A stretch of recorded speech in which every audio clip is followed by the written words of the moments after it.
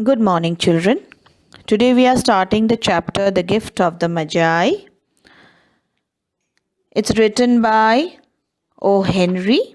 It's a very wonderful chapter where we have got two characters, James Dillingham and his wife Della. It is how they sacrificed their most precious things in order to bring happiness to their family. Okay, so I read the chapter, please follow. I have explained you all the chapter before in my language. You all remember? So now I'm just reading the chapter and I'll just explain it to you all. Okay? Please follow, huh? $1.87, that was all. And 60 cents of it was in pennies. Pennies means coins.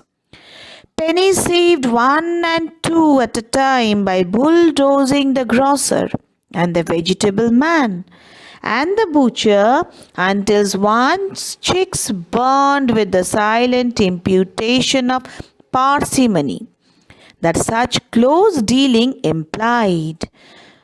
So much of bargaining was being done. Okay. 3 times Della counted it. $1.87, and the next day would be Christmas. There was clearly nothing left to do but flop down on the shabby little couch and bowl. So Della did it, which instigates the moral reflection that life is made up of sobs, sniffles and smiles, with sniffles predominating. That means life is made up of both happiness and sadness together. We have to deal with everything in our life. While the mistress of the home is gradually subsiding from the first stage to the second, take a look at the home, a furnished flat with £8 per week. In the vestibule below was a letter box into which no letter would go, and an electric button from which no mortal finger could coax a ring. Also a card bearing the name Mrs. James Dillingham Young. So this shows that they were once very rich, okay, and they belonged to a very well-fashioned family. The Dillingham had been flung in the breeze during a former period of prosperity, when its possessor was being paid £30 per week. Now when the income has shrunk to £20, the letters of Dillingham looked blurred. But whenever Mr. James Dillingham Young came home and reached his flat above, he was called Jim and greatly hugged by Mrs. James Dillingham Young, already introduced to you as Della, which is all very good. So what do we find? That though there's, less amount of income in the family, still when James reaches home, he is welcomed in a very nice manner by his family. Okay, let me turn the page now. Wait once.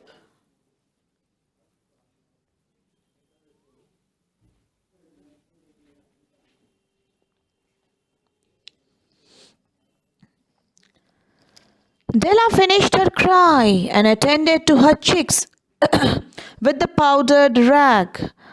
She stood by the window and looked out dully at the grey cat walking a grey fence in a grey background. This color here shows us about the condition of the mind of Della.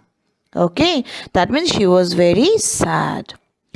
Tomorrow would be Christmas Day, and she had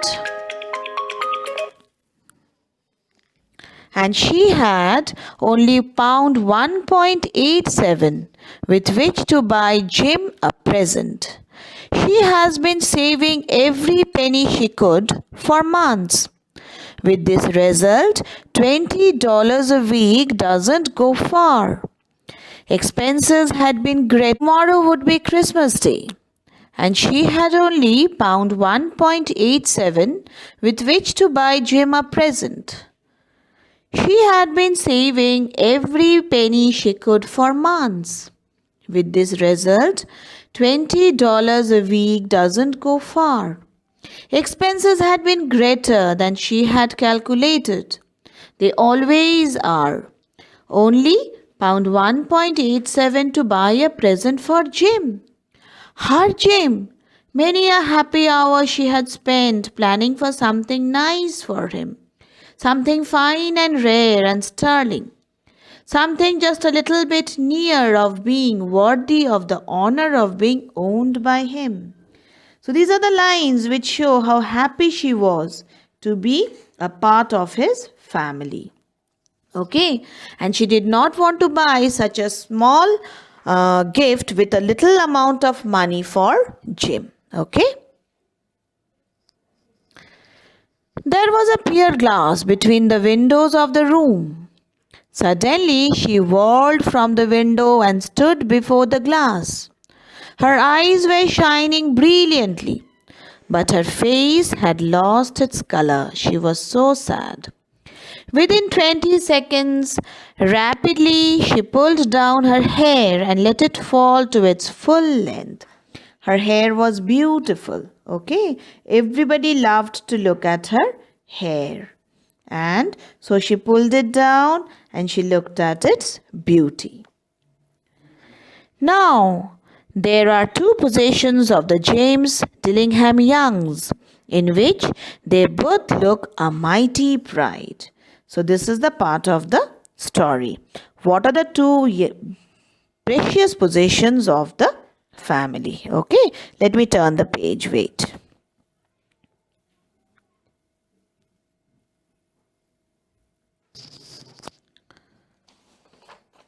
One was James' gold watch that has been his father's and his grandfather's. The other was Della's hair. Had the Queen of Sheba lived in the flat across the air shaft, Della would have let her hair hang out of the window some day to dry, just to depreciate Her Majesty's jewels and gifts. So do you know who is the Queen of Sheba? In literature, she is considered to be the richest woman. And why would Della hang out her hair out of the window? In order to show that her hair is more precious than Her Majesty's jewels and gifts.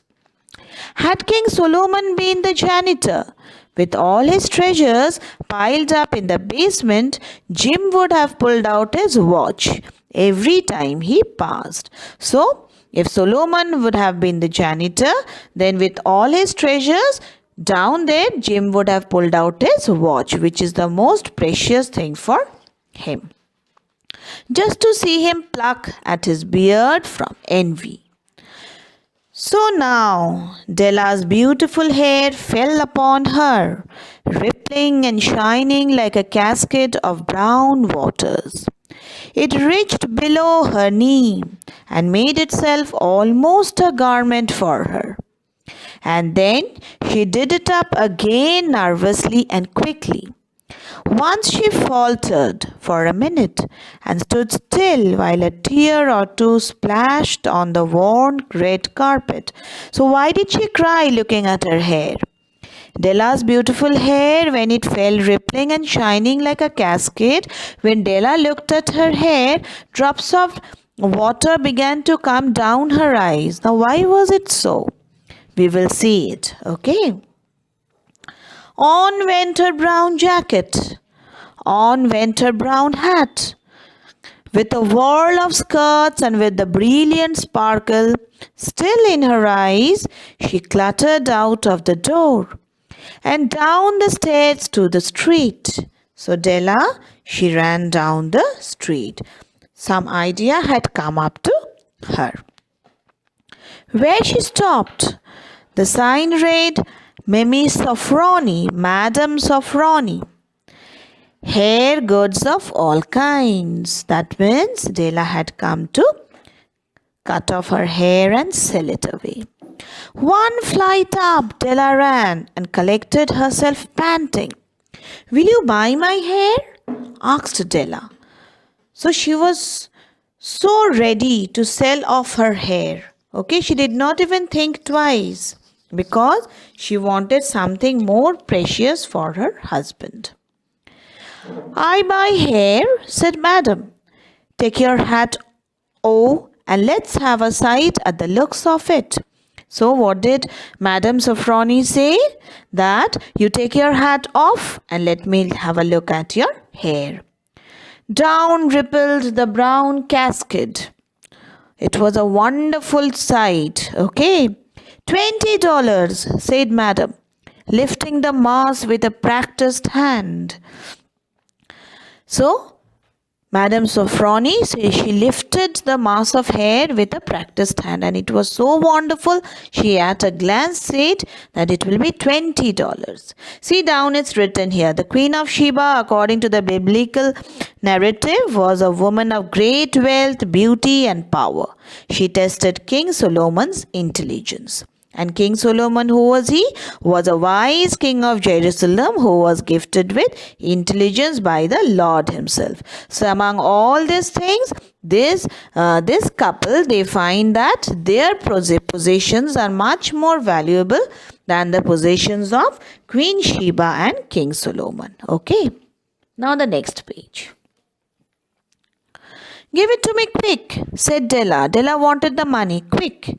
Oh, and the next 2 hours tripled on my rosy wings. She was ransacking the stores for Jim's present. She found it at last. It surely had been made for Jim, and no one else. There was no other like it in any of the stores, and she had turned all of them inside out. What was it? It was a platinum fob chain, simple and chaste in design, very wonderful, properly proclaiming its value. It was very properly showing its value by substance alone and not by meretricious ornamentations, as all good things should do. It was even worthy of the watch. Which watch? The watch which belonged to Jim. As soon as she saw it, she knew that it must be Jim's. So as soon as she saw the fob chain, she thought that this is the fob chain which is perfect for Jim. It was like him, quietness and value. The description applied to both Jim and the fob chain.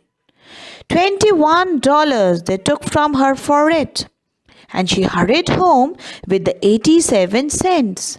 With the chain on his watch, Jim might be properly anxious about the time in any company.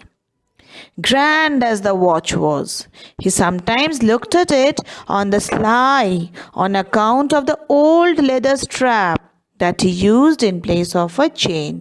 So she felt for it, because Jim sometimes he used to see his watch in a sly manner, because he did not want to bring out the strap in front of everybody, the strap which was almost worn out. Okay.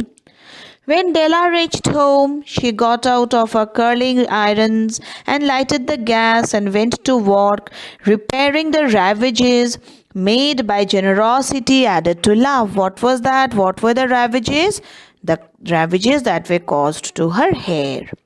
And why did she do it? Because she was generous and she wanted to add love to her family, which is always a tremendous task, dear friends. We always cannot do so. We cannot leave everything and love our family to the utmost. Okay.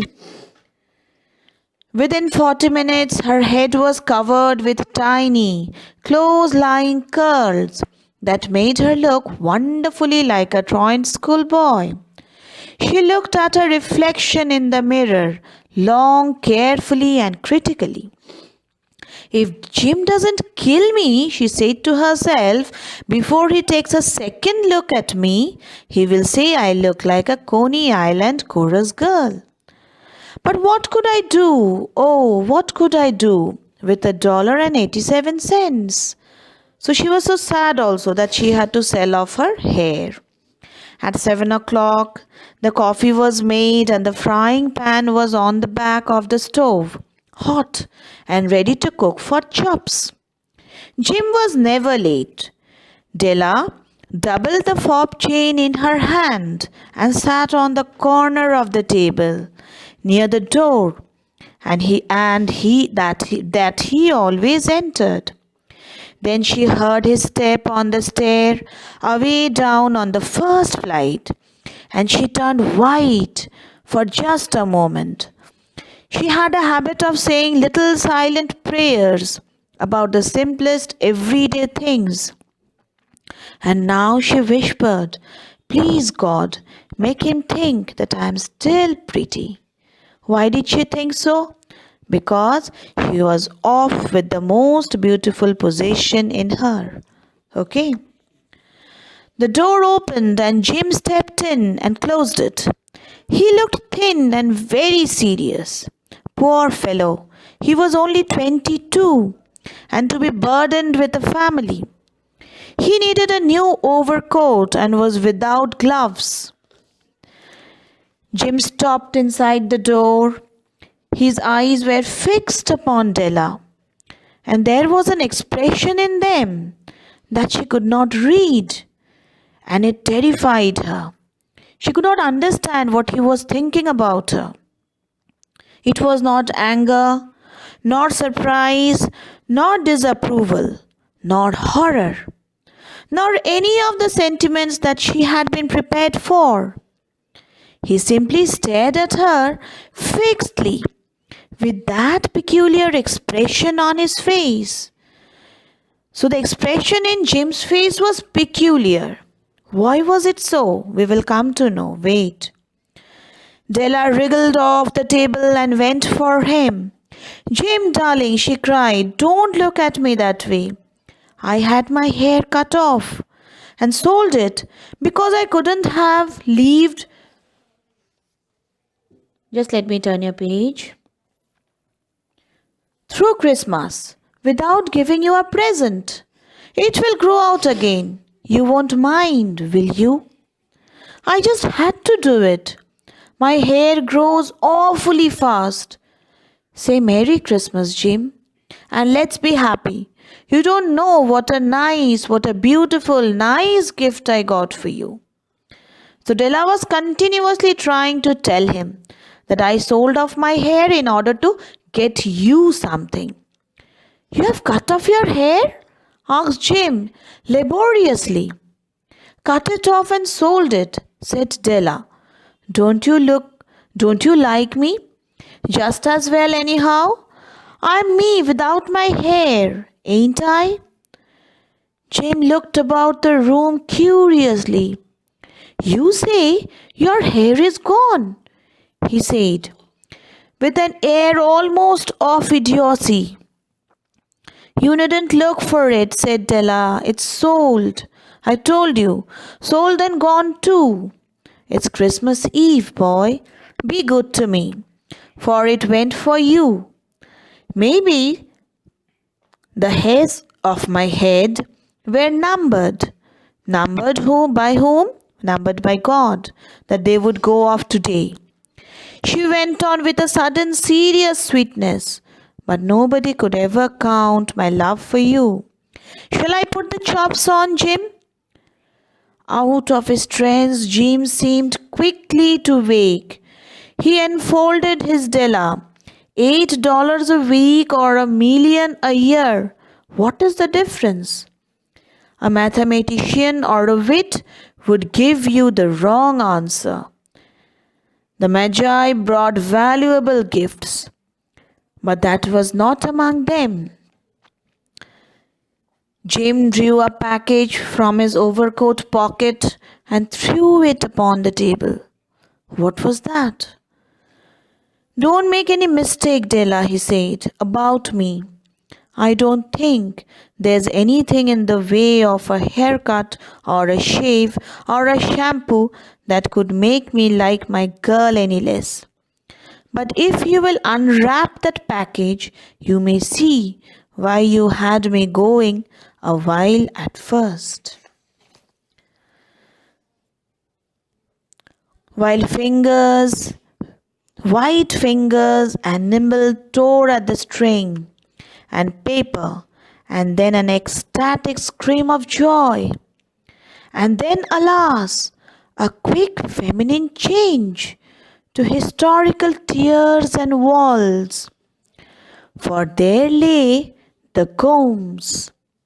The set of combs, side and back, that Della had worshipped for long in a Broadway window. Beautiful combs, pure tortoise shell, with jeweled rims, just the shade to wear in the beautiful vanished hair. They were expensive combs, she knew, and her heart had simply yearned for them without the least hope of possession. And now they were hers, but the tresses were gone. What are the tresses? The tresses of hair. They were gone and the combs were with her now. She hugged them to her bosom, and at length she was able to look up with dim eyes and a smile and say, "My hair grows so fast, Jim." So still she finds happiness in whatever they have, okay? And then Della leapt up like a little singed cat and cried, "Oh, oh." Jim had not yet seen his beautiful present. She held it out to him eagerly upon her open palm. The dull, precious metal seemed to flash with a reflection of her bright spirit. "Isn't it a dandy, Jim? I hunted all over town to find it. You will have to look at the time 100 times a day now. Give me your watch. I want to see how it looks on it." Instead of obeying, Jim tumbled down on the couch and put his hands under the back of his head and smiled. "Della," said he, "let's put our Christmas presents away and keep them a while. They are too nice to use just at present. I sold the watch to get the money to buy your combs. And now suppose you put the chops on, because Jim knows that there's nothing to put on, neither the watch nor the hair." The Magi, as you know, were wise men who brought gifts to the babe in the manger. They invented the art of giving Christmas presents. So they think that their presents are much more precious than the presents brought by the wise men, the Magi. Being wise, their gifts were no doubt wise ones, possibly bearing the privilege of exchange. And here I have lamely related to you the uneventful chronicle of two foolish children in a flat, who most unwisely sacrificed for each other the greatest treasures of their house. But in a last word to the wise of these days, let it be said that all of those who give gifts, these two were the wisest. Of all who give and receive gifts, such as they were wisest. Everywhere they were wisest. They are the Magi. So children, it's a wonderful write-up by O. Henry. I hope you all will understand the poem, the chapter very well. And the meanings which are there in your book, please note it down, and I'll send you all the spellings also and the question answers also. Okay? Thank you.